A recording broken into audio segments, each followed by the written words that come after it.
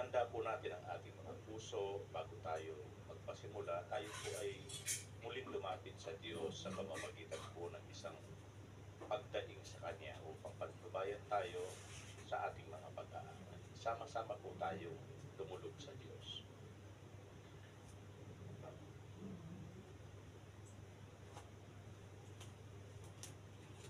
Ama naming Diyos, na dakila at makapangyarihan sa lahat, sa pangalan po ng iyong buktong na anak, sama-sama po kami amang nagpapasalamat po sa iyo sa isang maghapon na nakatawid po kami mapayapa. Iningatan mo ang aming mga sambahayan. Pinagkalooban mo po kami ng aming mga pangangailangan upang makaraos po kami sa isang maghapon. Hindi po namin kayang tumbasan, Ama, ang bawat pagkakataon na kami ay iniingatan mo sa mga panganib at sa mga kapahamakan, lalo na po sa salot na nakalaganap sa amin pong panahon.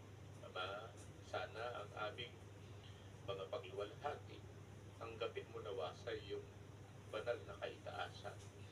Kalakip mo po kaming pagpaumanhinan sa mga pagkukulang at mga pagkakamali. Pasensya ka na po sa amin, Ama, huwag ka po sanang magsasawa na kami ay abutin at pagpaumanhinan. Pagkatapos na kami po ay makapagpatawad na rin sa mga nagkulang sa amin, samahan mo kami sa muling pagdudulang ng iyong mga banal na katwiran. Turuan mo po kami, Ama, ng iyong mga kalooban, ng mga katotohanan hango sa iyong kalooban, sa iyong banal na aklat. Isugo mo ang iyong banal na Espiritu. Pangunahan po kami upang makasugpo kaming lahat, lalo na po ang aming mga patauhin ng kapahingan at ng kaluluwa.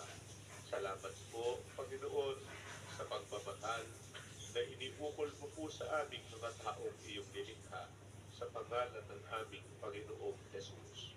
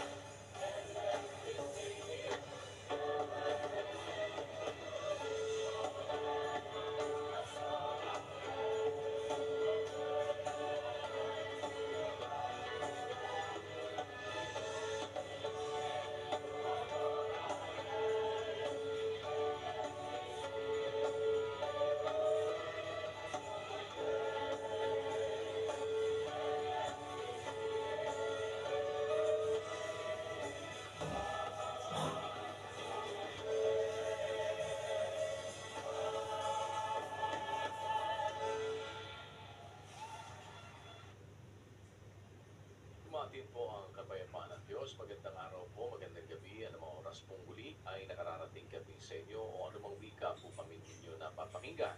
Salamat sa Panginoon, mayroon tayong mabuting pagkakataon upang sa gabi ito ay may pagpatuloy po natin ang pag-aaral ng mga doktrina ng ating Panginoong Jesucristo. Ito na po ang ating ikalawang araw at kami po ay muling sa tulong ng Panginoon kasama ng ating mga kapatid sa Church of God International ay nag-aanyayang samahan po ninyo kami sa mga susunod na oras at sa mga ngayon pa lamang po nakapag-tune in naman sa atin dito sa pagpapasimula ng ating mass indoctrination.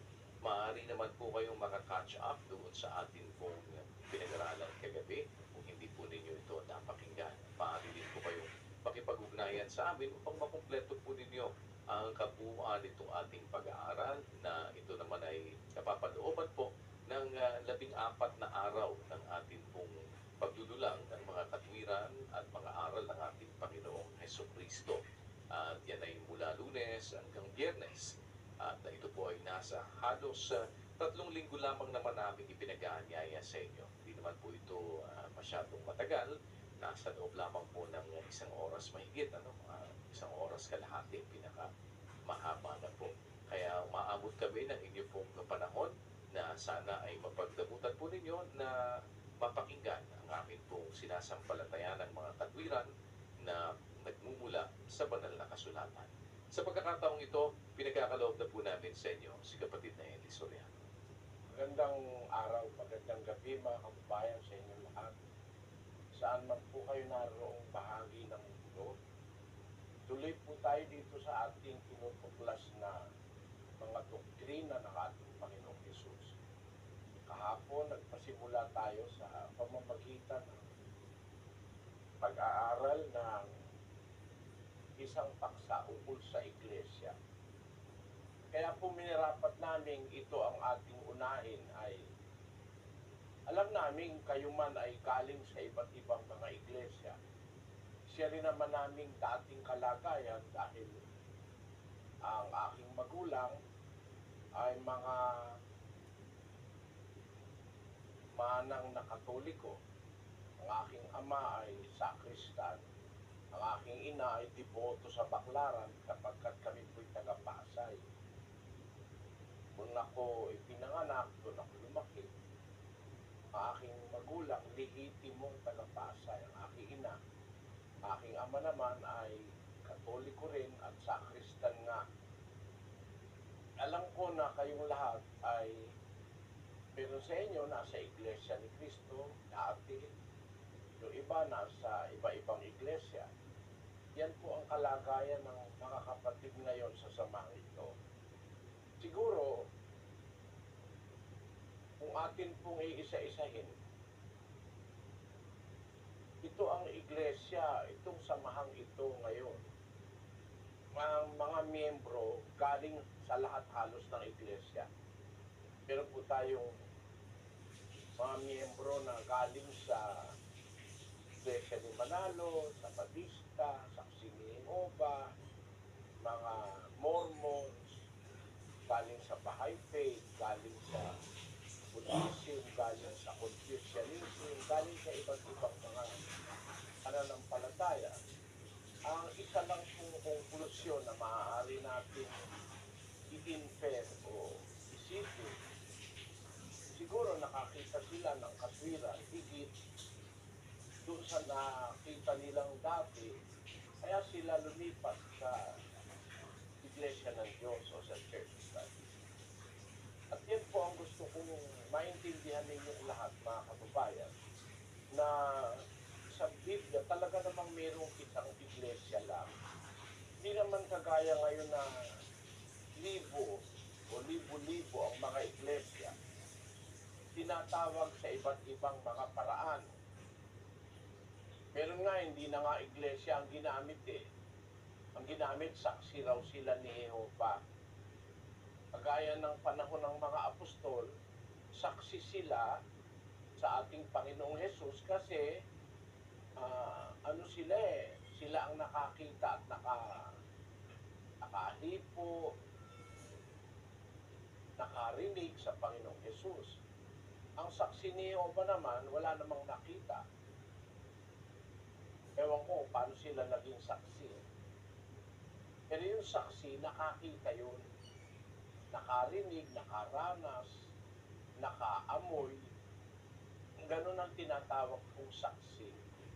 Pero imbis na tawagin nila ang kanilang samahan na iglesia gaya nung itinawag ng Panginoong Yesus, pinalitan nila ng saksi. Meron pang iba, yung kagaya nung kay Almeida na ministry naman ang tawag, JMCM, Jesus Miracle Crusade International Ministry. Lahat ng ito, mga kapatid, kung huwag kayong magagalit, hindi po ako nang-aatake. Nag-a-analyze po tayo. Sinusuri natin ang bawat punto ng pananampalataya. Yan po ang ating layunin sa pag-aaral ng doktrina ng Panginoong Yesus. Ang nasa Biblia, hindi crusade, hindi rin ministry ang proper name ng samahang itinayo ng Diyos sa pamamagitan ng Panginoong Yesus ay iglesia. Sa Bibliang Grego po, ang pagkakasalin dyan ay ecclesia, na ang kahulugan ng salitang ecclesia ay mga tinawag ng Diyos palabas. Tinawag palabas, a calling out. Yan po ang kahulugan ng ecclesia, which is a compound of two Greek words, 1537 and 2564. Ang kahulugan ng ecclesia ay a calling out o ang pagtawag palabas. Ang mga miyembro po ng unang iglesia sa Biblia, tinawag palabas. Galing sila sa Judaismo, tinalabas sila ng Diyos doon, gaya ni Pablo. Pagkalabas niya sa Judaismo, ay tinawag siya sa iglesia ng Diyos. Basahin natin ang 1:13 ng Galacia. Pakinggan niyo po. Sapagkat inyong nabalitaan ang aking pamumuhay ng nakaraang panahon sa relihiyon ng mga Hudyo, kung paanong aking inuusig na malabis at nilipol ang iglesia ng Diyos. At ako'y namunguna sa relihiyon ng mga Hudyo ng higit kaysa marami sa aking mga kasinggulang sa aking mga kababayan. Palibhasa'y totoong masikap ako sa mga salit-saling sabi ng aking mga magulang. Ngunit nang magalingin ng Diyos na siyang sa akin ay nagbukod, buhat pa sa tiyan ng aking ina, at ako'y tawagin sa pamamagitan ng kaniyang biyaya. Si Pablo po tinawag ng Diyos mula sa Judaismo. Kaya mula sa Judaismo, tinawag siya palabas para sa iglesia ng Diyos siya maging apostol. Basahin natin ang 1:1 ng 2 Korinto. Si Pablo, na apostol ni Kristo Jesus sa pamamagitan ng kalooban ng Diyos, at si Timoteo, na ating kapatid sa iglesia ng Diyos na nasa Korinto. Noon, bandang huli, mula sa Judaismo, napasok po siya sa iglesia ng Diyos. Naging apostol siya sa iglesia ng Diyos. Kaya po tama yung kahulugan sa Grego ng salitang iglesia, na ang ibig sabihin, pagtawag palabas. Lahat nung tinawag para lumabas sa iba-ibang mga segments ng society. Sa panahon po ng Panginoong Yesus, ang mga tao po noon ay tinatawag na merong mga eskriba, merong mga pariseo. Magkakahiwalay po yan. Yung Saduseo, meron pong ganon. Meron po na mga mananambake Diyos sa dayana ng Asya. Hanggang dun po nakarating si Pablo. Meron mga unang Kristiyanong galing sa paniniwalang Grego, yung kinikilala nilang mga Diyos, yung mga Diyos ng Greek mythology, kagaya ng mga planeta, Saturno, Mercurio, Jupiter. Meron ho yung mga grupo-grupong umiiral nung panahon na yon. Ngayon, yung mga naanib sa iglesyang itinatag ng unang siglo na Diyos sa pamamagitan ni Kristo, galing po yun sa Saduseo, sa Pariseo, sa mga eskribas, galing sila sa Judaismo. Yan. Kaya tamang-tama po sa Biblia, ang kahulugan ng salitang ecclesia is a calling out. Tinawag sila palabas. Nung dati nilang kilalalagyan, tinipon sila sa isa. Meron pong isa na pinagtitipunan, 11.52 ng 1. At hindi dahil sa bansa lamang, kundi upang matipon din naman niya sa isa ang mga anak ng Diyos na nagsisipangalat. Meron pong isa na pagtitipunan ng Panginoong Hesus sa mga anak ng Diyos na nangangalat. Merong isa upang matipon din naman niya sa isa. Alin po yung isa na pagtitipunan niya sa lahat ng anak ng Diyos na nangangalat? Basahin po natin ang Efeso 4:4. May isang katawan at isang espiritu, gaya naman ng pagkatawag sa inyo sa isang pag-asa ng pagtawag sa inyo. Yun pong mga pinagtatawag ng Diyos, binigyan ng isang pag-asa sa pagtawag sa kanila ng Diyos, ay yung mga tinawag na yon, yun po ang bumubuo ng isang katawan. Gaya naman ika ng pagkatawag sa inyo. May isang katawan po na doon ay may isang espiritu na doon tinatawag ng Diyos lahat ng kanyang mga anak na nangangalat. Alin po yung isang katawan na doon tinatawag? Kaya nga ecclesia, kasi tinawag sila. At tinipon sila sa isa. Ang isa na yon ay isang katawan. Ano po ang kahulugan ng katawan? Pakinggan nyo sa 1:18 ng Kolosas. At siya ang ulo ng katawan sa makatwid bagay ng iglesia. Ang iglesia po ang katawan.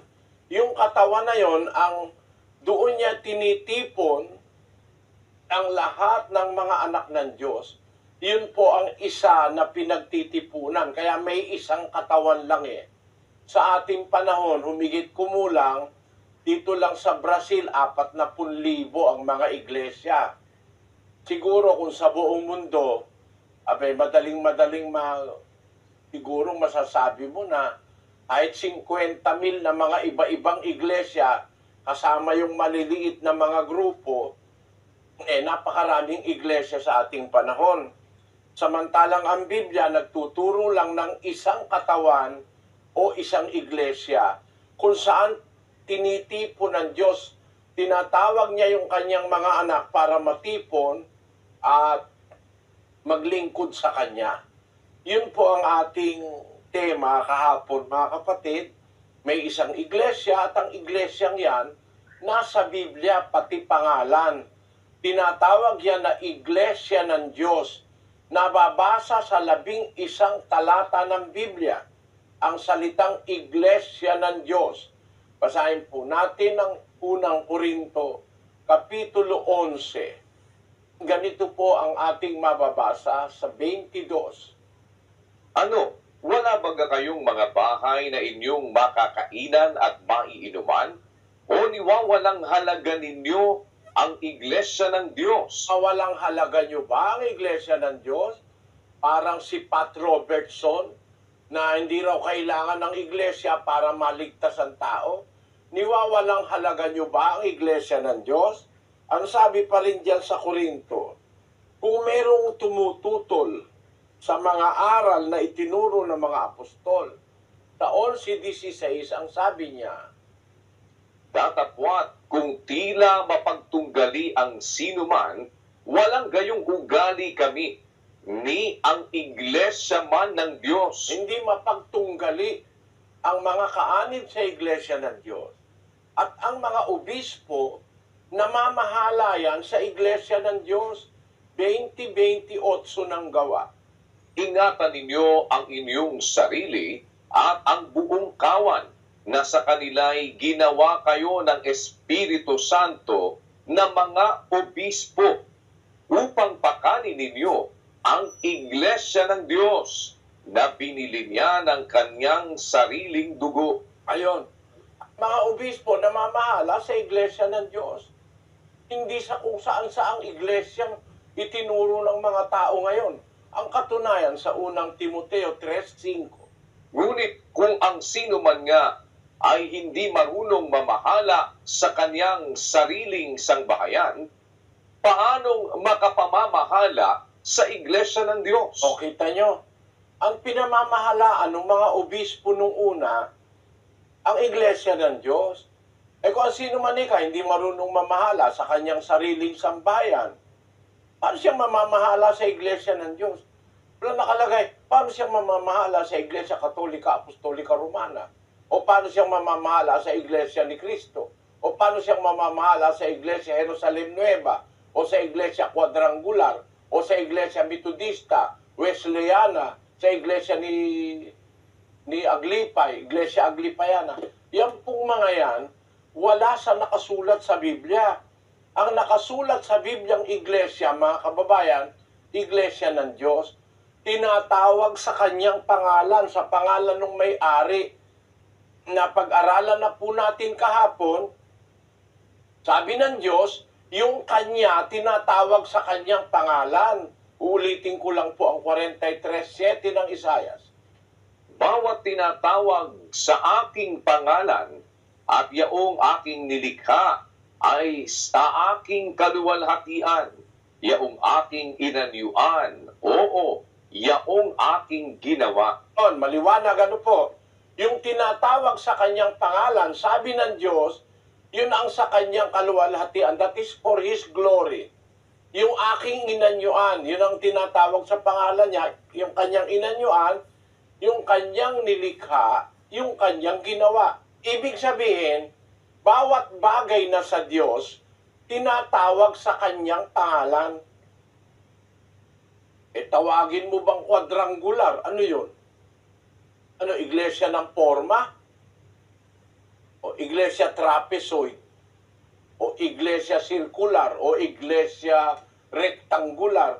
Tawagin mo iglesia quadrangular? Meron mang katwiran yan sa Biblia na ang iglesia, tawagin mo quadrangular. O kaya ang itawag mo, yung pangalan ng pastor na iglesia Wesleyana o kaya iglesia Luteriana, pangalan ni Martin Luther. Ibig mo bagang sabihin, ayaw natin sumunod sa kalooban ng Diyos na ang kalooban niya, yung kanyang iglesia, tawagin sa kanyang pangalan.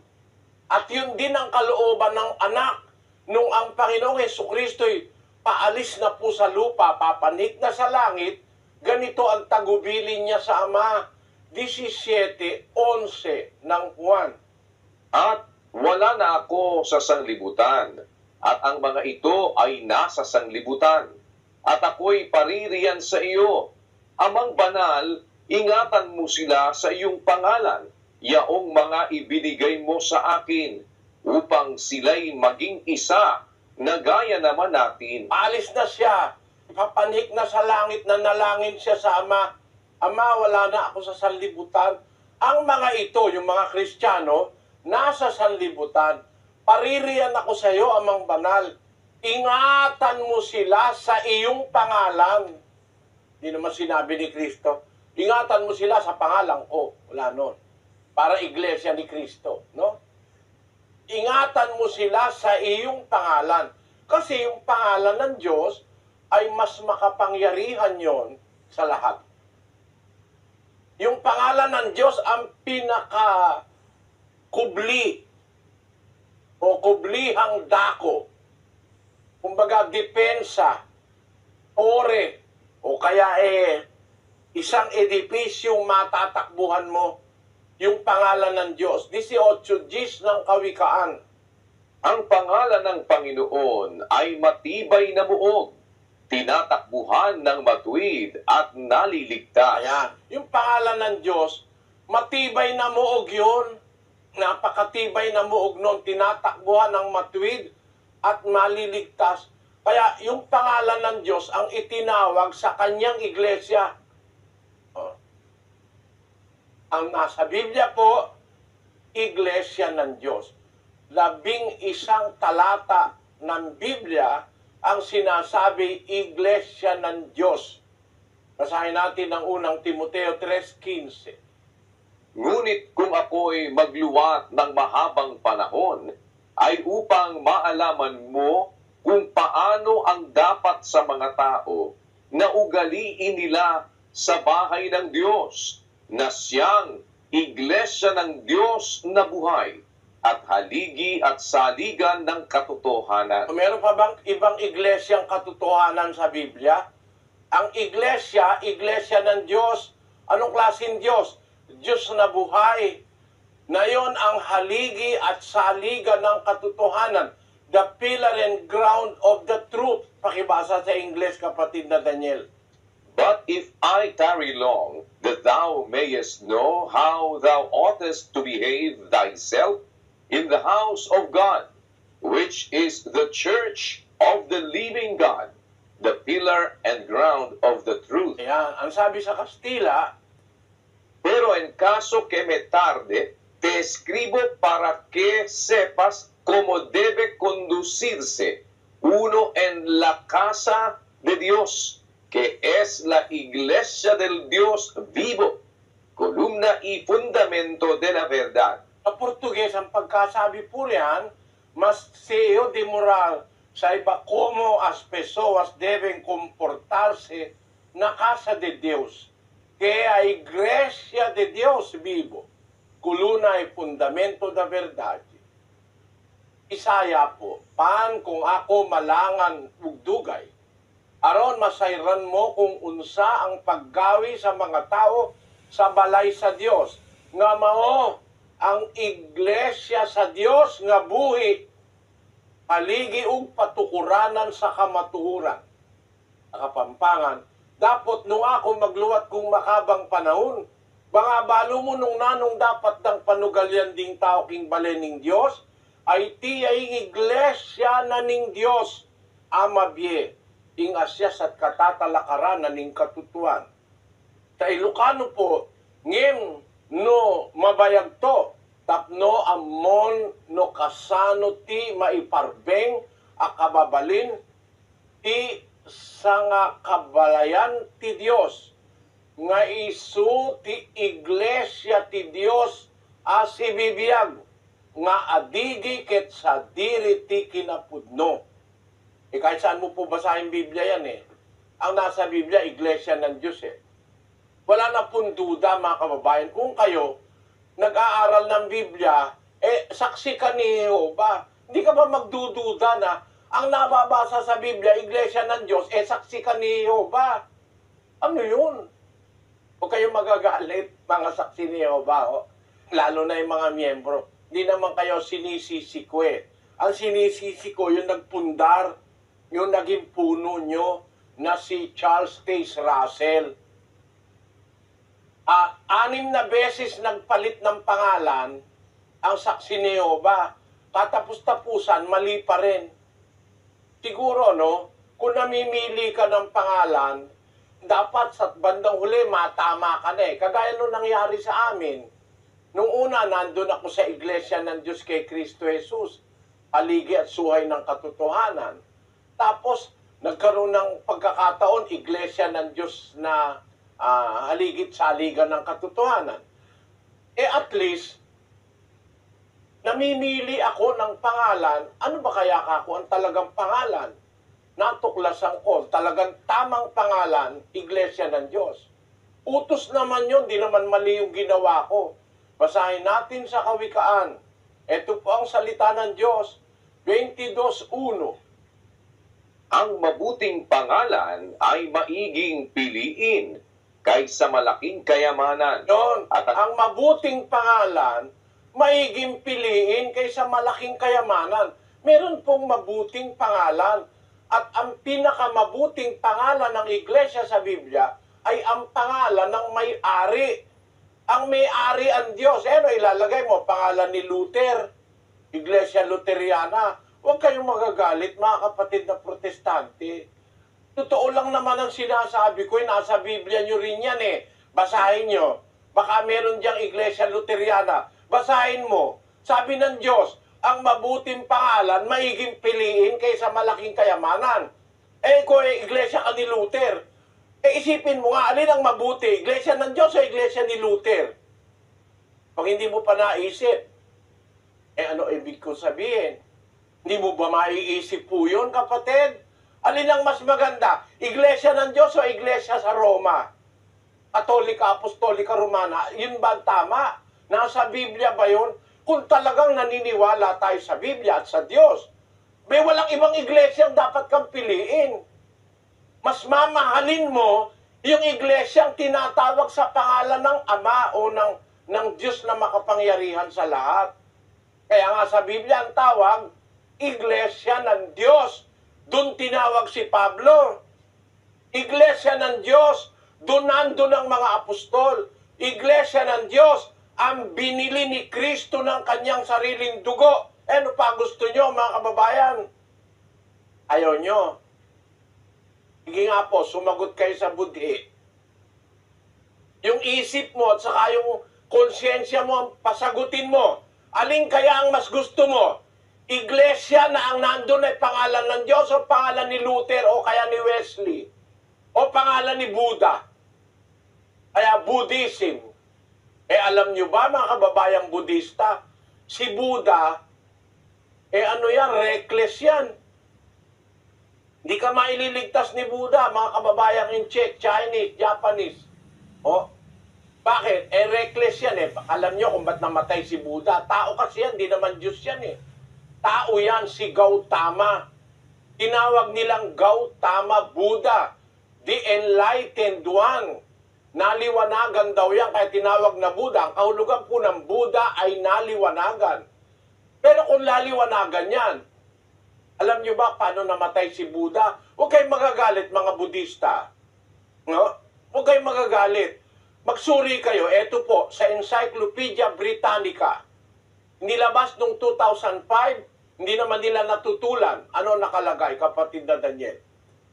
Sabi po dito, the Buddha died after eating poisonous mushrooms served him by accident and escaped the cycle of rebirth. His body was cremated and stupas were built over his relics. Po nakalagay sa 2005 Encyclopedia Britannica. Namatay si Buddha dahil kumain ng nakakalasong kabuti. Ano mo ngayon sasabihin ito si Buddha enlightened? Ano ba ngayon ang itatawag mo sa iglesia mo? Budista o sasamahan mo?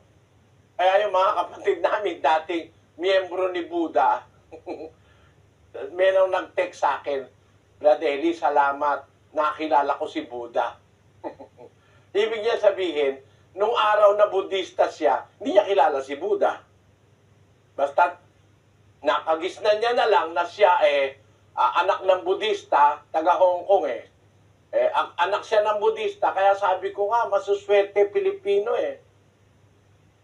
Pinanganak tayo, hindi sa isang bansang Budismo. Kasi wala kang choice Bawal sa kanila tumanggap ng ibang iglesia. Gaya dun sa Hindu. Yung Hinduism, yung mga Hindu na yan, naku po, napakalaking kalukuhan. Biro mo sambahin mo ang elepante, sambahin mo baka. Ang baka, ginagawang hamburger yan sa Pilipinas, kayo naman sinasamba nyo. Inan nyo. Nasamba ang baka, lalagyan ng bulaklak. Yung baka, tumatay lang yan sa daan Sasambahin mo ba naman yung hindi man lang marunong gumamit ng CR? Kahit saan abutin dudumi. Yan ba ngayon ang relihiyong ipagmamalaki ninyo? Bakit ko nasasabi ito, mga kapatid? Hindi naman Diyos yan baka yan Ginawa yan ng Diyos para kainin mo, hindi para sambahin mo. O naniniwala na kayo ngayon, merong mga nagre-relihiyon, hindi nag-iisip. Nasa ilalim nga ng kapangyarihan ng tao yung baka Diba? Pag-isip po kayo, mga kababayan, sino makapangyarihan? Tao, baka? Ay hindi ba ang tao? Pati nga yung mga mababangis na baka. Eh hindi ba pati yung mababangis na baka ang ginagawa ng tao napapaamo yun? Yung mababangis na baka. Kasi mas makapangyarihan ng tao sa mga hayop. Sa Santiago Kapitulo 3, versikulo 7. Sapagkat ang bawat uri ng mga hayop at mga ibon na mga nagsisiusad at mga bagay sa dagat ay pinaaamo at napaaamo ng tao. Tayo makapangyarihan tayo kaysa hayop. Kaya nga pati leon na itinuturing na hari ng kagubatan Ang leon kasi kumakain ng elepante. Kahit elepanting malaking-malaki sa kanya, nilalamon niya. Ang leon, kinakain niya, pati mga kalabaw, baka, etc. Ngayon, namili ka ng Diyos, ang pinili mo, pagkain lang ng leon. Walang samaan ng loob, mga kababayan. Mamimili ka ng Diyos, pinili mo, kinakain ng leon, baka at elepante. Yun ang napili ng Hinduism Nasambahin ng kanilang mga baka at mga elepante. Pagkain lang na ng leon yan siya na, maganda-ganda pa kung ang napili mo, leon Pero mali pa rin.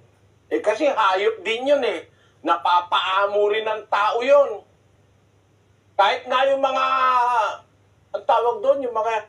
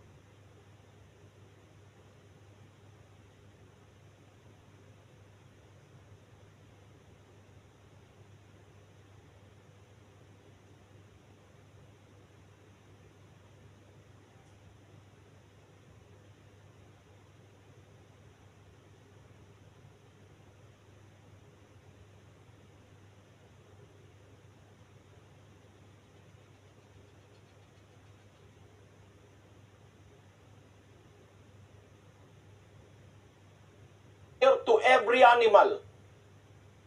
And it is proven by the fact that we can tame every animal. Pati nga yung venomous snake yung mga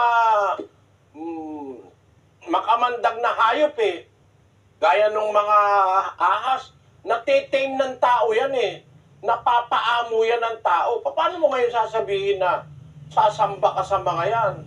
Alam nyo, yan ay napakalaking kasinungalingan, mga kababayan. Roma 1:25. Sapagkat pinalitan nila ang katotohanan ng Diyos ng kasinungalingan at sila'y nagsisamba at nangaglingkod sa nilalang kaysa lumalang na siyang pinupuri magpakailanman siya nawa. Ang kasinungalingan, ipinalit nila sa katotohanan. Sinamba nila yung nilalang kaysa sa lumalang. Ang dapat sambahin yung lumalang, yung Diyos, hindi yung nilalang. Kagaya ng baka, elepante na sinasamba ng mga Hindu. Ngayon, Budista ka, hindi ka ba mahihiya sa Diyos? Natutuwa nga yung isang kapatid sa Singapore Sabi niya, Brother Eli, nung una galit ako sa'yo, ngayon tuwa na ako. Sabi niya. Gusto ko nga kitang yakapin sabi niya. Bakit ka ako? Dahil sa'yo nakilala ko si Buddha. Nung araw daw, dadaan lang siya sa tapat ni Buddha, yumuyuko pa siya. Kasi, dinidyos mo ba naman kumain ng kabuti na nakakalason, kinain. Ang mga Pilipino maraming nagugutom, pero hindi kumakain ng lason. Hindi ba meron tayong mga kababayan kumakain ng nakukuha sa basurahan? Yung mga itinatapon sa restaurant, tawag nga nila rong pagpag Pag tinapon sa basurahan, pinapagpag nila. Kinakain nila pagpag. Pero bago nila kainin, para walang mikrobyo, iinitin muna nila. O edi matatalino ang Pilipino kahit mahirap. Ito naman sasabihin mo mga totoo yan. Kaya mga kapatid, mag-isip lang tayo. Huwag lang kayong magagalit, mga kapatid. Mag-isip ka po, kapatid. Si Manalo, anghel. Si Kristo, tao. Anghel pala si Manalo. Si Kristo naman ay tao. Tapos, iglesia ka ng tao. Iglesia ka ni Kristo. O ano ngayon ang labas mo niyan? Di ba kakatuwa ka nun? Anghel si Manalo. Si Kristo, tao. Mas malakas yung anghel kesa sa tao. Hindi ka yata marunong mamili, kapatid. Dapat mamili ka. Basahin uli natin ang 22:1, kapatid na Daniel. Ang mabuting pangalan ay maiging piliin kaysa malaking kayamanan. Ayun. Kahit na pagkalaki-laking kayamanan, maganda kung ikukumpara mo, pili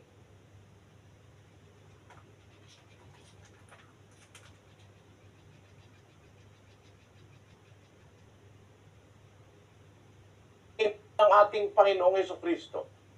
Yan nyo sa isang talata ng Lucas, 18:18. At tinanong siya ng isang pinuno na sinasabi, "Mabuting guro, anong gagawin ko upang magmana ng walang hanggang buhay?" At sinabi sa kanya ni Jesus, "Bakit mo ako tinatawag na mabuti? Walang mabuti kundi isa, ang Diyos lamang." Ayon, sabi ng Panginoong Jesus, ba't mo ako tinatawag mabuti? Walang mabuti kundi isa, ang Diyos lamang. Pagdating sa mabuting pangalan, meron pa bang mas bubuti sa pangalan ng Diyos? Kaya nga nilagay sa Biblia, Iglesia ng Diyos Mag-isip kayo mga kababayang, Iglesia ni Manalo, Iglesia ni Aglipay, Iglesia ni Wesley, Iglesia ni Lutero. Mag-isip po kayo. O Iglesia ng taga-Roma, o kaya Iglesia ng taga-England. Kasi nag-away ang Roma at saka ang England. Mula noon, ang itinawag ni Queen Elizabeth, Church of England. Ayaw niya kasi na Iglesia Katolika Apostolika Romana. Ang pagkakilala ni Queen Elizabeth, mas malaki ang kanyang kaharian kasi ang United Kingdom mas malaki nung una Napakarami niyang nasasakupan ang ginagawa ng Roma, sinosolo ang karangalan. Kaya nilagay, Iglesia Katolika Apostolika Romana. Ang pinakamataas daw na obispo yung nasa Roma, hindi pumayag si Queen Elizabeth. Ang ginawa niya, humiwalay siya sa Iglesia Katolika, tinawag niya, hindi Katolika Apostolika Romana, kundi tinawag niya Church of England. Si Queen Elizabeth po, ang highest ruler ng Church of England. Baka hindi niyo po alam yan, mga kapatid na Katoliko. Nagkaroon na ng question tungkol dyan sa pangalan. Ayaw pumayag ni Queen Elizabeth na tawaging Romana. No? Kaya nangyari, lumabas yung tinatawag na Church of England. Yan po. Kaya maraming issue pagdating dyan sa pangalan hindi naman tayo dapat magkakagalit. Hindi naman kayo dapat magalit sa akin. Pakuha mo yung isang Biblia sa library, yung Biblia Katoliko, Sis Luz. Opo. Nandito na po, Brad Eli. Ito po yung pinirmahan ni Cardinal Rufino. Ito po, Brad Eli. Bisita ang puntahan mo. Buksan mo yung Biblia sa Gawa 20:28. Bibliang Katoliko yan, Ginawa ng mga pare. May pirma ni Rufino Cardinal Santos. May nihil obstat ni Mario Baltasar. May imprimatur ni Rufino Cardinal Santos. Yan Biblia na yan. Punta ka sa isang kapatid na Katoliko at ipabasa mo lang sa kanya ang Gawa 20:28. Sis Luz. Opo, sige po. Sino bisita po dito ang Katoliko? O, ikaw, Katoliko ka ba? O, sige. Ikaw, basahin mo to. O, yan, yung may check. Dahan-dahan lang, kapatid. Ingatan ninyo ang inyong sarili at ang buong kawan na pinaglagyan sa inyo ng Espiritu Santo bilang mga tagapamahala upang pamahalaan ang iglesia ng Diyos na kanyang tinubos ng sarili niyang dugo. Nakita nyo, mga kababayan, no? Ang bumasa siya, katoliko siya, hindi siya membro ng iglesia, ang binabasa niya, Bibliang Katoliko. Ano ang nabasa niya? Iglesia ng Diyos na kanyang tinubos ng sarili niyang dugo. Maraming salamat sa iyo, Iha. At pagpalaing ka nawa ng Panginoon sa tulong mong ginawa sa akin ngayon. Nakita nyo, mga kapatid, kung meron pa kayong Biblia dyan, protestante ka, ikaw ay Sabadista, tignan nyo ang gawa, 20:28. Alin ba iglesyang sinasabi? Iglesia ng Diyos. Alin ang mas mabuting pangalan? Iglesia ng Diyos o Iglesia Luteriana? Sagutin nyo nga po ako. Alin ang mabuti? Yung nasa Biblia nyo. Kahit saan Biblia, yan ang mababasa mo. Alin ang mabuti? Mabuting pangalan? Iglesia ng Diyos o Iglesia Luteriana? Ang pasagutin nyo, ang isip nyo at puso, ang konsyensya. Alin ang mabuti? Iglesia Luteriana o Iglesia ng Diyos? Alin ang mabuti? Church of England o Church of God? Mas napakabuting tawagin mo ang iglesia. Nagagalit kayo sa akin dahil sinasabi ko, iglesia ng Diyos. Nasa Biblia mo rin. Magalit ka sa sarili mo. Iba ganon ang logic. Sa Bibliang Bisaya, iglesia sa Diyos, nga gipalit niya sa iyang kaugalingang dugo. Sa Bibliang Hiligaynon, ang nakalagay, iglesia sang Diyos, nga ginbakal niya sa iyang kaugalingan nga dugo. Sa Ilocanong Biblia, iglesia ti Diyos, isu ginatang na itidara na. Alin ang mas maganda? Yung nasa Biblia o yung inimbento ng mga tao, mga kababayan? Kaya, kung meron tayong iglesyang dapat sampalatayanan, dapat ipangaral, ay ang iglesia ng Diyos. Hindi kami yan. Yun ang inuulit ko, mga kapatid. Hindi po kami yan. Bakit? Nakasulat na sa Biblia yan 2,000 years ago. Ngayon, ang tanong natin, ano ang gagawin natin sa iglesia ng Diyos? Aanib tayo. Ang pag-anib, utos. Utos ba ng Diyos ang pag-anib sa iglesia, mga kababayan? Patin niyo, babasahin ko ang 12:9 ng Roma. Pakibasa, kapatid na Daniel. Ang pag-ibig ay maging walang pagpapaimbabaw. Kapuotan ninyo ang masama. Makisanib kayo sa mabuti. Alin ang mabuti? Di ba ang mabuti ang Diyos? Sabi ni Kristo dun sa taong kausap niya, ba't mo ako tinatawag na mabuti? Walang ibang mabuti, kundi isa, ang Diyos lamang. Sabi niya, kaya kung sasanib tayo sa mabuti, utos yun. Kapuotan ninyo ang masama, makisanib kayo sa mabuti. Ang sabi sa Cebuano, himoa nga ang gugma, magawalay pagkasalingkapaw. Dumta ninyo ang dautan, magtapot kamo sa maayo. O sa Ilocano, ti ayat awan kuma ti ulbud na, gurain nyo ti dakes, sa limit-mitan nyo, tinaimbag, umanib kayo sa mabuti. Alam nyo, mga kapatid, dapat tayo aanib sa iglesyang nasa Biblia. Utos po ni Kristo ang pag-anib. Hindi kagaya ng turo ni Pat Robertson, hindi na raw kailangan ng pag-anib para maligtas. Ang pagpasok daw sa iglesia, di makakapagligtas. Para raw maligtas, kailangan daw si Kristo tanggapin. Hindi na kailangan ng iglesia. tanungin natin si Kristo. Paano po ba ang pagtanggap sa iyo, Panginoong Hesukristo? Sabi ni Pat Robertson, kailangan daw tanggapin ka namin. Paano po ba ang pagtanggap sa iyo, Panginoon? 12:48 ng Juan.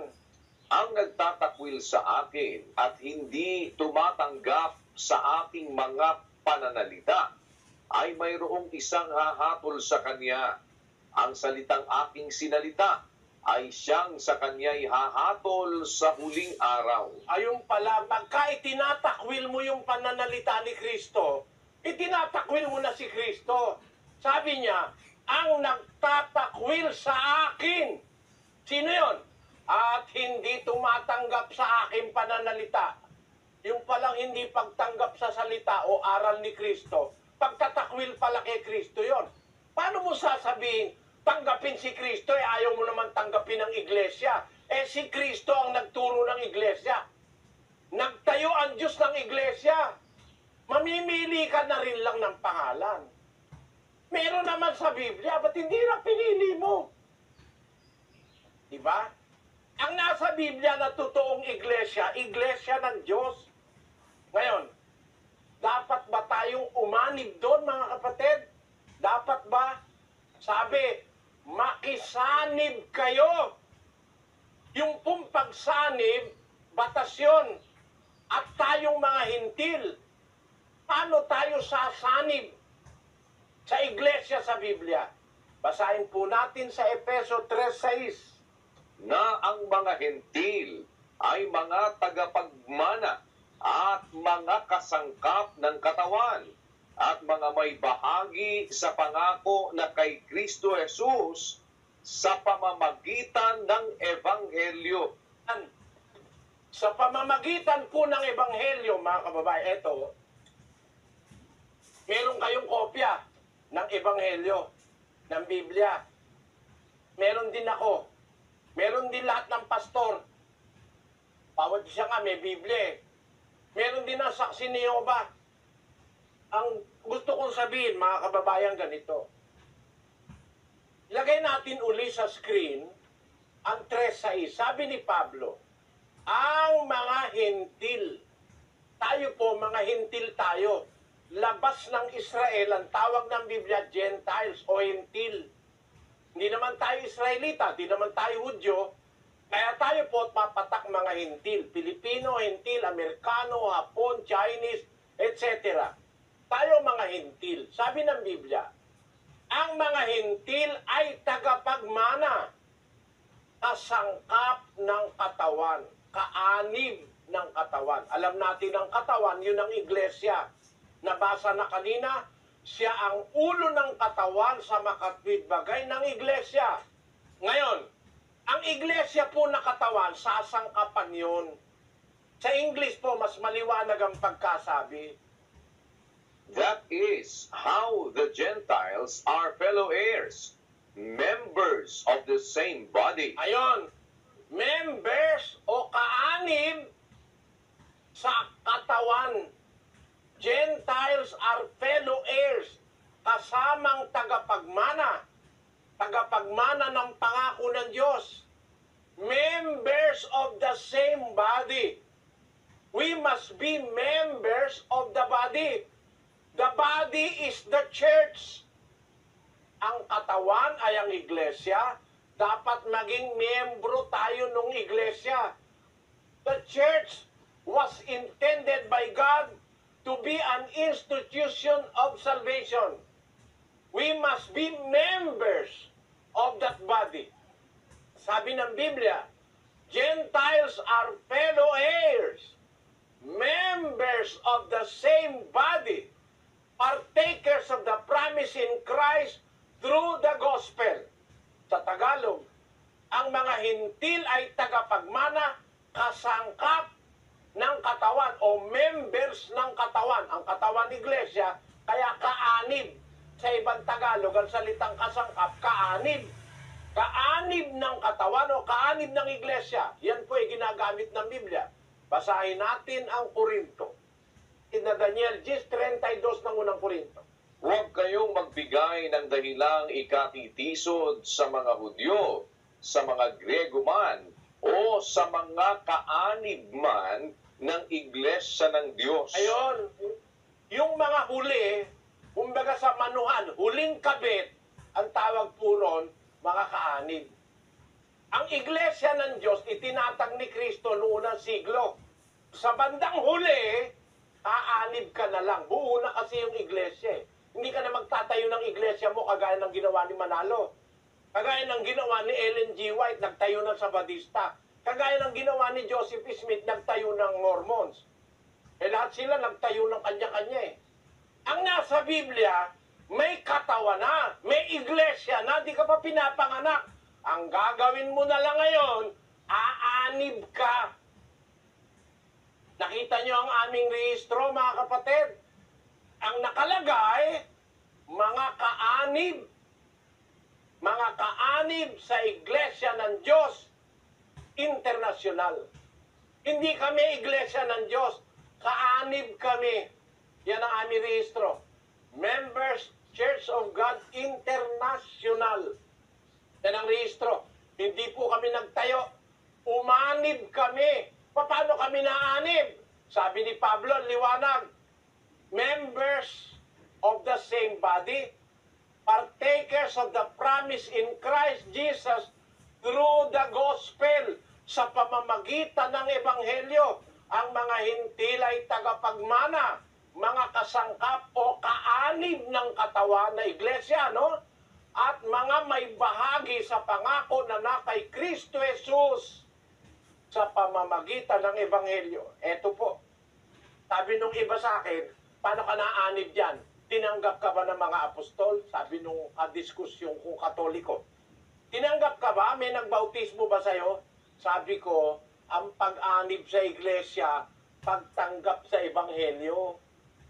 Hindi kailangan may taong tatanggap sa'yo. Ang dapat tumanggap sa'yo ang Diyos. Sa pamamagitan ng pagkilala mo sa Ebanghelyo, tatanggapin ka ng Diyos kahit kataga saan ka pa. Gis 34:35 ng gawa, kapatid na Daniel. At binuka ni Pedro ang kanyang bibig at sinabi, tunay ngang natatalastas ko na hindi nagtatangi ang Diyos ng mga tao, kundi sa bawat bansa siya na may takot sa Kanya at gumagawa ng katwiran ay katanggap-tanggap sa Kanya. Sino ang tatanggap sa atin? Ang Diyos. Pag ginagawa mo yung katwiran, yung aral ng Diyos, sa bawat bansa, siya na may takot sa Diyos. Gagawin mo yung katwiran, katanggap-tanggap ka sa Kanya. Kaya mga kapatid, ang paraan ngayong panahong ito, para maging kaanib ka sa iglesia ng Diyos na nasa Biblia, tatanggapin mo yung katwiran, yung Ebanghelyo. Ulitin ko, ang mga hintil, mga tagapagmana, kasangkap o miyembro ng katawan, may bahagi sa pangakong na kay Kristo Jesus sa pamamagitan ng Ebanghelyo. Etong Ebanghelyo, pag tinanggap mo, naaanib ka sa iglesia ng Diyos. Basahin natin sa Cebuano, na ang mga hintil, mga masig ka manununod, ug mga masig kakauban o kaanib, mga masig kakauban sa maong nga lawas, ang lawas ay ang iglesia, ug mga masig kaumalambit sa saad diha kang Kristo Jesus, pinaagi sa Ebanghelyo o maayong balita. Kay Lucano, adagiti hintil, makipagtawid da, ken makipagkamengda itibagi, ket makiranuda iti naikari ken Kristo Jesus, gapu iti Ebanghelyo. Sa Kapampangan, bang mabalo, king ding hentiles, maging kamanala, at abelang dake king katawan, miyembro lang ning katawan. Karake laking pangako kang Kristo Jesus, king pamamilatan na ning ebanghelyo. Kapamilatan na ning ebanghelyo, itong aral ng ebanghelyo, makakasama tayo ng iglesia nasa Biblia. Kaya nga hindi tayo yun eh. Sabi ko nga doon sa pastor ni Manalong kadiskusyon ko sa Pampanga, pinasa mo ako iyang maling translation ng Iglesia ni Cristo. Kayo ba yan? Sila raw yun. Sila raw ang tunay na iglesia. Sabi ko, kailan ba yan sinulat? Di ba totoo, sinulat yan? 61 AD? Tao ka na ba nun? Para ikaw yan. Tao ka ba nun? Namutla yung tao eh. Namutla yung pastor. Nanggulo na lang. Kaya po, alam nyo mga kapatid, kung mag-iisip ka, hindi ka maloloko eh. Yung Biblia, bago ipinanganak yung kalilong-lilongan mo nakasulat na, babasahin mo ngayon iglesia, tapos sasabihin mo, ikaw? Paanong kayo yan eh? Hindi pa nga kayo tao, nasa Biblia na yan nakasulat na. Meron nga ang Biblia, buhay na buhay hanggang ngayon yung papel. Nadudurog na nga yung papel eh. Isinulat 300 AD. May 1,700 taon na ngayon yung Codex Sinaiticus. Bibliang nakita ko sa London. Nandun sa British Library. Nung pumunta po ako sa England, nakita ko yung photocopy nung ano na yon, nung Biblia na yon, na nagkakadurog-durog na, dinikit na lang nila sa papel. Nagkakadurog-durog na, kinunan na lang nila ng mga photocopy para ma-preserve. Ayan, ang tawag po dyan, Codex Sinaiticus. Ginawa po't isinulat yan sa kamay 330 AD, malapit sa panahon ng mga apostol. Nakasulat iglesia ng Diyos. Tapos nabasa ni Manalo 1914, sila raw yung iglesia tunay. Paano kayo yan? Pilipino kayo. Yung iglesia ng una, mga Hudyo, ang ano ron. Ang unang-unang miyembro ron, mga Hudyo, Pilipino naman kayo. Kayo naman ang totoong iglesia. Kayong mali. Ang tunay na iglesia, yung nasa Biblia, yun ang aaniban natin. Tayo, kaanib lang. Mga members. Kaya yun po ang nakarehistro sa amin. Hindi kami nagtayo ng sarili naming iglesia. Nagrehistro kami sa gobyerno ng Pilipinas. Ang inirehistro namin yung nasa Biblia na siya naming sinampalatayanan at ipinag-aanyaya namin sa inyo mga kababayan. Kung pauunlakan ninyo ang aming paanyayang nakasulat sa Biblia, sama-sama po nating tanggapin ang aral ni Kristo na iglesia ng Diyos sa Biblia. Di namin kayo pinapaanib sa amin. Kami rin kaanib eh. Paanib din kami eh.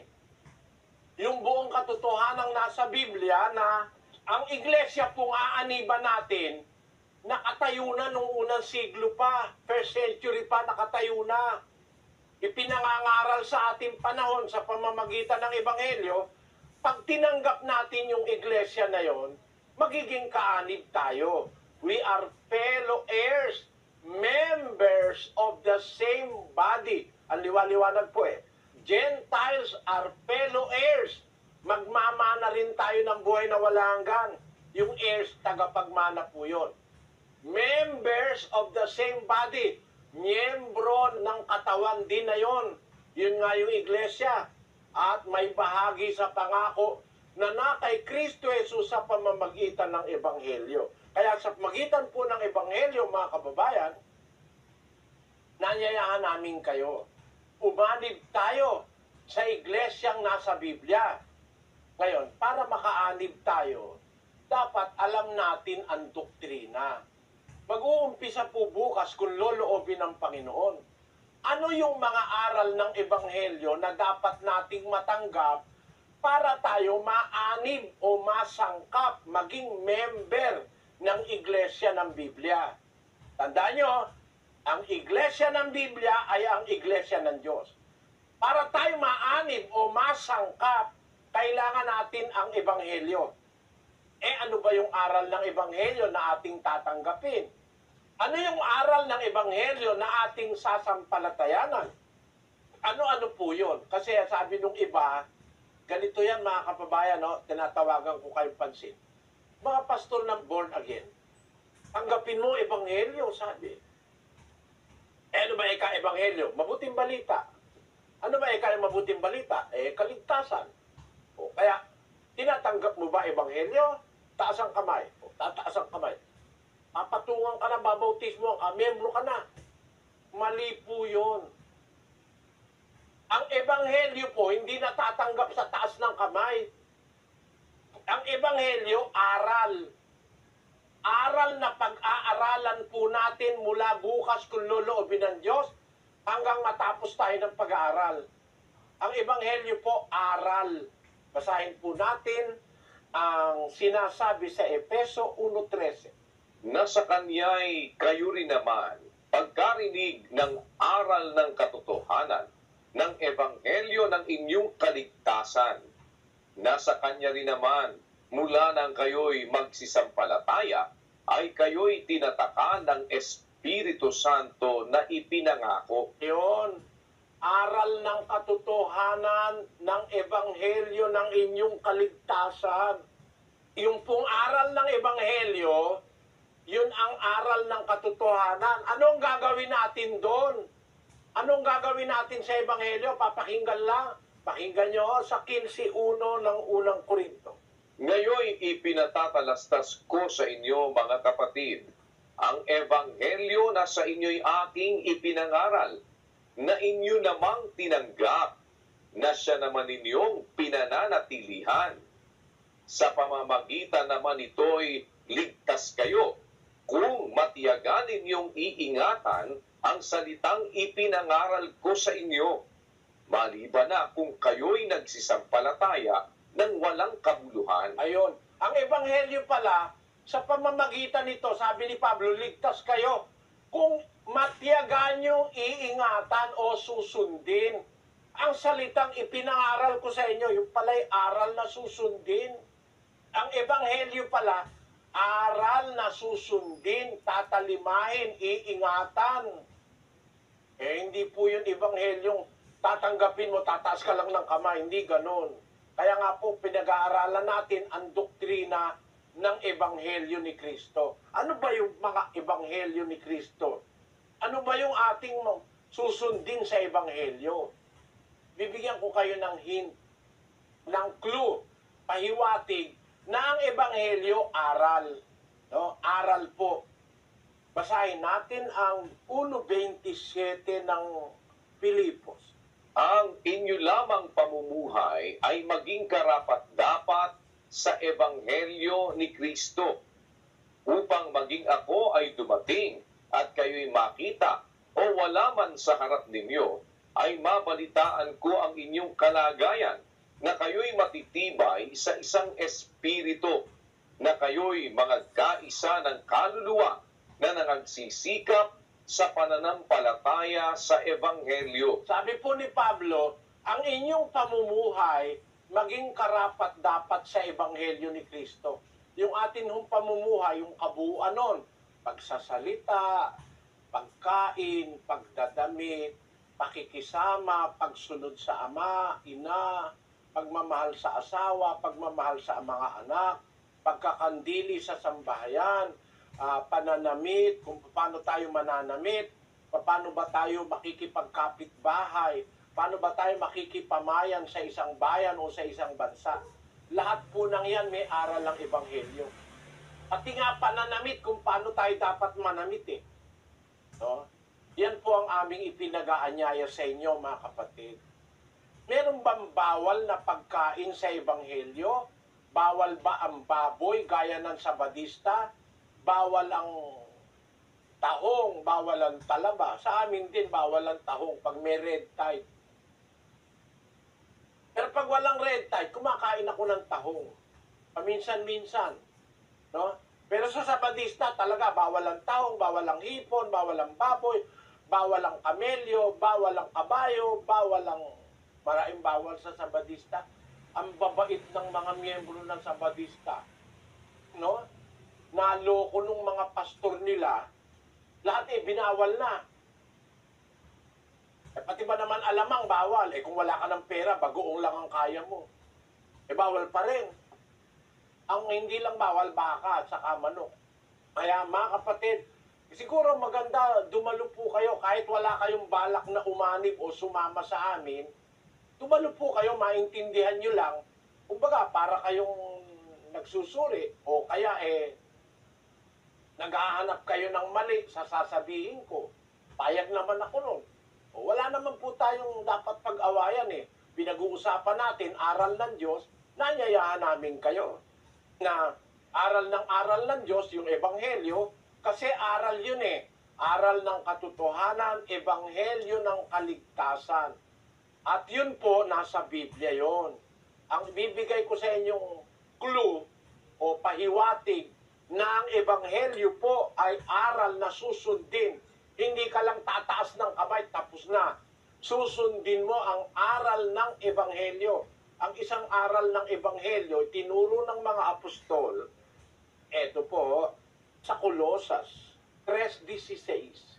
Manahanawang sagana sa inyo ang salita ni Kristo, ayon sa buong karunungan.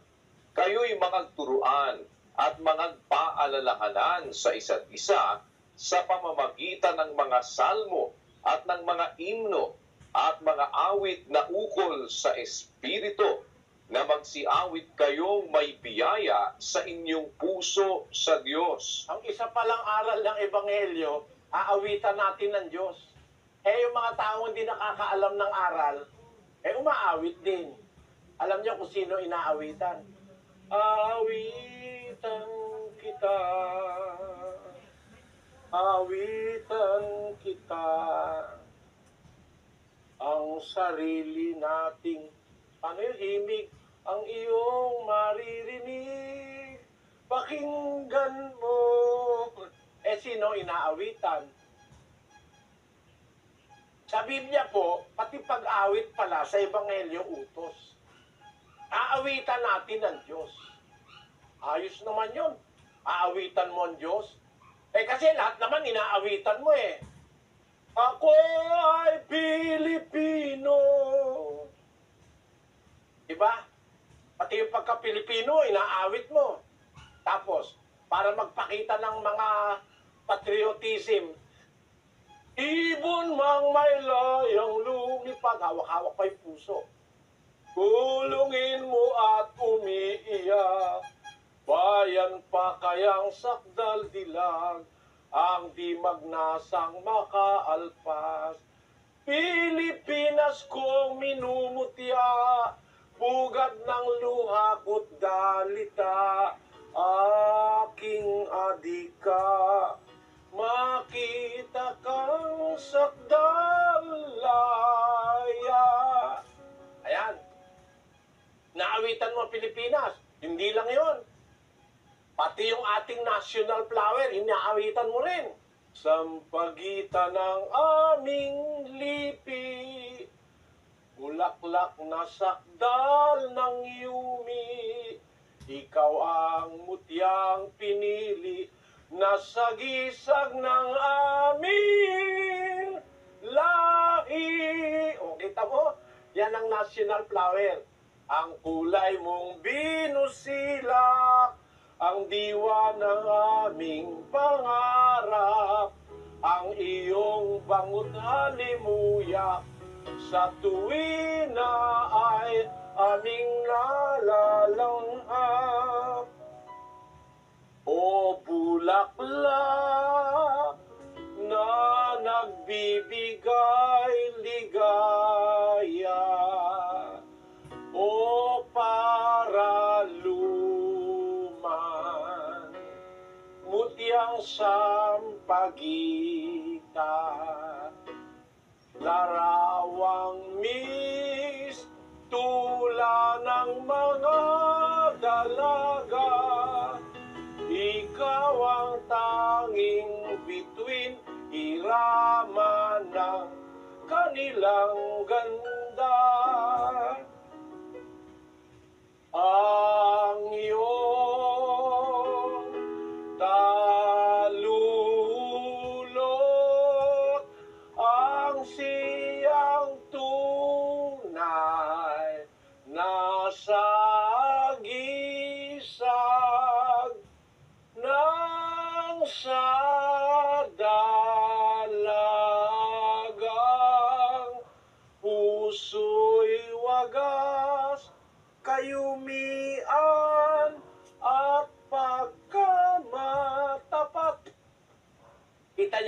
Palibasa, makabayan ako.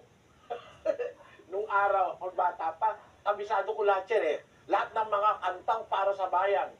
Pati nga sa Sampaguita, biro mo, yung National Flower. Yung Nara lang ang wala akong kanta rin. Hindi yata ginawa ng kanta eh. National Tree. Eh yung National Peace, yung Bangus eh, di ba, no? Kabisado ko lahat yun. Kaya lang walang kanta sa Bangus eh. Ang kanta, Dalagang Bukid. Dalagang bukid ang aming ulam, something like that, ano?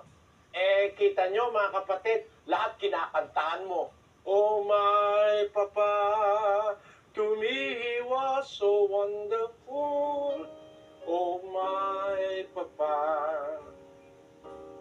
to me he was so good. No one could be so gentle and so lovable. Oh my Papa, he always understood. Tatay mo yan, ano? Eh, nanay naman. Mama, I miss the days when you were here beside me. Mama, those happy days when you were here to guide me, safe in the glow of your love, sent from the heavens above. Nothing can ever replace the warmth of your tender embrace. Oh, Mama. Kita mo? Merong awit para sa mama, merong awit para sa papa, di ba? Merong awit para sa bandera, no? Bayang magiliw, pero ng silanganan. Oh, merong awit para saan? Merong awit, pati nga yung hopyang hindi mabili, may awit yun eh. Hopyang di mabili, may amag sa tabi, alalalaran, lararararan. Yung mga may kalokohan, bukat ba naman pati si Haring Solomon eh, inilagay sa kanilang awit. Si Haring Solomon, may alagang pagong. O, kita mo yan? O ngayon, saan mo i-justify? Lahat inawitan mo. Pati si Maria inawitan mo. Dios te salve, Maria, llena eres de gracia.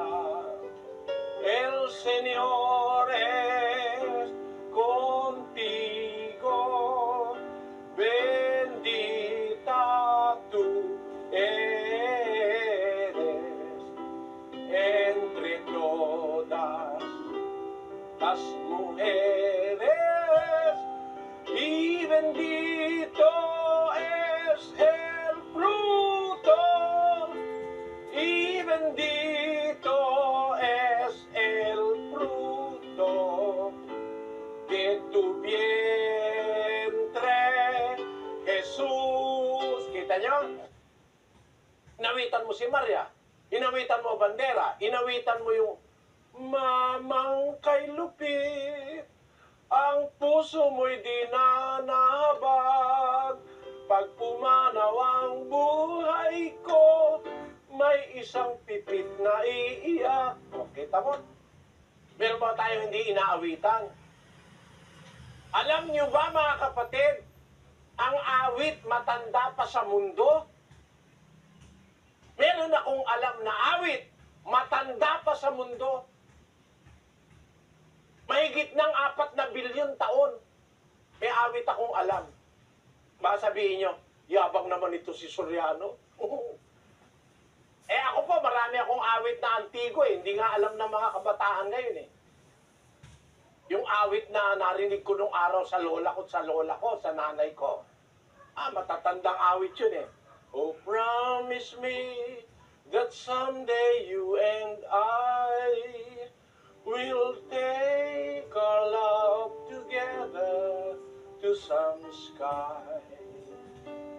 where we can be alone and faith renew, and find the hollows where those flowers grew. Alam niyo ba kung kailan yan, mga kapatid, yung awit na yan? Bira na nakakaalam niyan ngayon eh. 1887 yan. Isinulat ni Reginald de Coven, 1887, and published in 1889. Ayan, nakikita niyo sa script. Ibig sabihin, malapit nang mag-200 taon yung awit na yan. Awit ako, 1903. Mauubusan kayo. Hindi mo kayang tugtugin lahat. May awit ako, 1906. May awit ako, 1910. Meron akong awit na alam na sa Biblia, bago nilikha ang mundo. No? Bukas po, inanyayahan ko kayo. Mag-aral tayo ng doktrina ng Ebanghelyo, pati pag-awit, bahagi ng Ebanghelyo. Hindi ka lang basta awit ng awit sa Diyos, baka kung ano na pinag-aawit mo. Pati pag-awit, bahagi po yan ng aral ng Ebanghelyo. Sabihin nyo, pati ba naman yung kailangan pag-aralan? Pati po yun. Para wala tayong maliligaw, hindi tayo maliligaw kahit sino pa gustong magligaw sa atin. Anyaya ko puli sa inyo bukas, mga kababayan, no? Bigyan nyo ng panahon, 1 oras lang naman at kalahati. Nakikiamot ako sa oras nyo. Kaya, dalo po kayo. Hindi na namang mawawala. Kung ayaw nyo tanggapin, huwag nyo tanggapin. Pero baka sakali, maliwanagan ang inyong kaisipan sa pamamagitan ng awa at tulong ng Diyos. Malugod po namin kayong inaanyayahan. Masaya kami na tanggapin kayo sa aming mga lugar. Pagpalain nawa kayo ng Panginoon, mga kapatid. Kapatid na Daniel?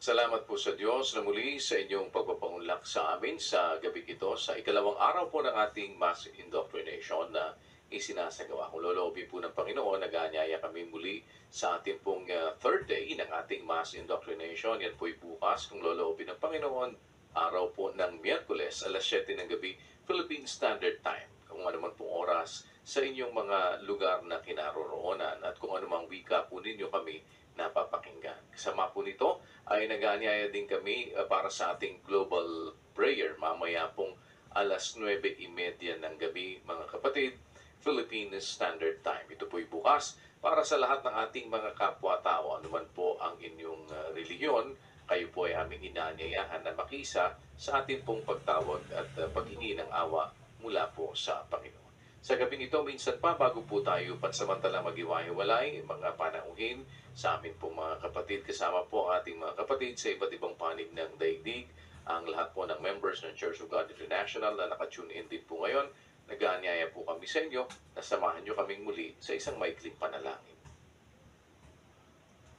Tayo po'y sama-samang manalangin, mga kapatid.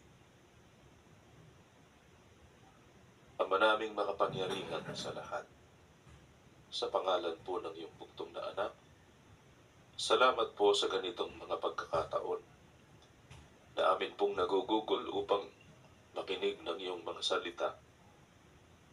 Amin pong ipinagpapasalamat ang iyong wagas na paglingap sa aming mga magkakapatid mula po sa lusak ng aming mga pagkakasala at mga baling pananampalataya.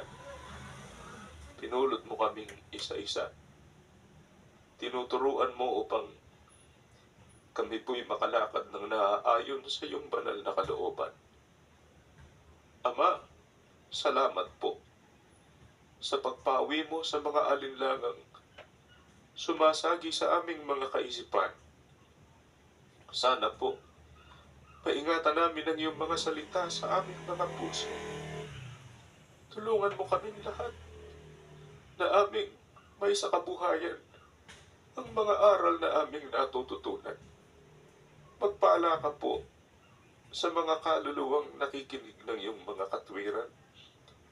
Tulungan mo ang mga sumusubaybay sa pagdudoktrинang ito na sana po'y masumpungan din nila ang kapahingahan ng kanilang mga kaluluwa. Tawagin mo po, Ama, upang magkasama-sama kami sa matuwid na paglilingkod sa iyo. Alalahanin mo rin ang kanilang mga sangbahayan at mga mahal sa buhay. Sana po, maunawa naming lahat ang halaga ng aming pagpapasakop sa iyo, ang dahilan ng pag-iral namin sa mundong ito. Sa panahong kasalukuyan na marami po ang nawawalan ng pag-asa dahil sa pandemyang patuloy pa rin sa paglagan. Ikaw po ang aming inaasahan, Panginoon. Sana maghatid ang lahat sa ikapagsisisi at pagbabalik loob sa iyo ng marami. Panginoon, bahala ka na po sa aming lahat at magpaala ka sa mga kapatid namin at kaibigan na katulong sa pagpapalaganap ng iyong mga katwiran.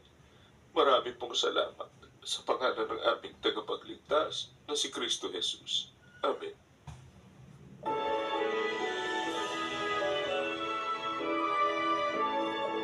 Sa iyo